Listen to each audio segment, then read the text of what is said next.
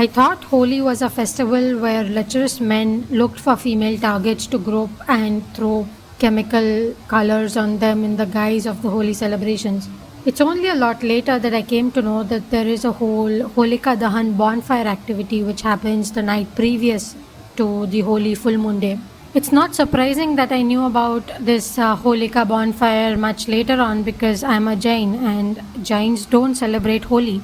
These days are very special for Jains also because of Fagan Sud Teras and Fagan Sud Chaudas, but that's a whole different reason and I'll talk about it later sometime. So when I found out about the holy bonfire, I was still not sure where to go and celebrate it because it didn't happen in my locality from what I knew. And I used to stay indoors for those 2 or 3 days because I was staying in the city and I didn't want to risk meeting those lecherous men. It's only after I started working with a street school I came to know that the street people actually had a full holy bonfire right on the main street of South Mumbai. And that came as a real surprise. I started realizing since then that the festivals and the culture of India might still be a lot more alive than I think. Since then, I've traveled so much and I have been frequenting a lot of Sattvic places.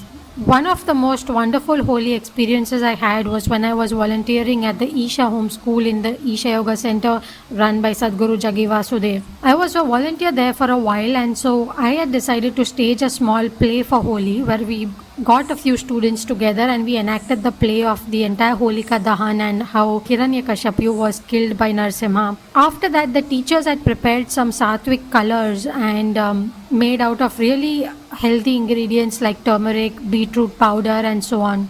So we had a wonderful holy celebration with all the students and volunteers and the staff and teachers and everyone of home school, and it was a gala festival with all these Sattvic colors and a lot of water and over time, my thoughts about the Indian festivals, about Holi, have really positive, and I always look forward to how to celebrate these occasions in a very sattvic and meaningful way wherever I am. Yesterday, I looked out for the holy bonfire, and I was very happy to know that there was one being conducted in the nearby building. A doctor had arranged it, and he knew of the Vedic rituals, so he had used some medicinal herbs inside the fire, and during the fire was going on, he had kept offering those herbs. So he said the smoke of this fire is extremely healthy, and also the ash that will be left after the fire, then we can take some of the ash and put it in a drinking water and drink it. It will be full of some minerals. It was such a sattvic thought and lovely way. All of the neighbors and everyone had joined in for the bonfire, and it was a very community gathering plus a healthy and sattvic event under the full moon.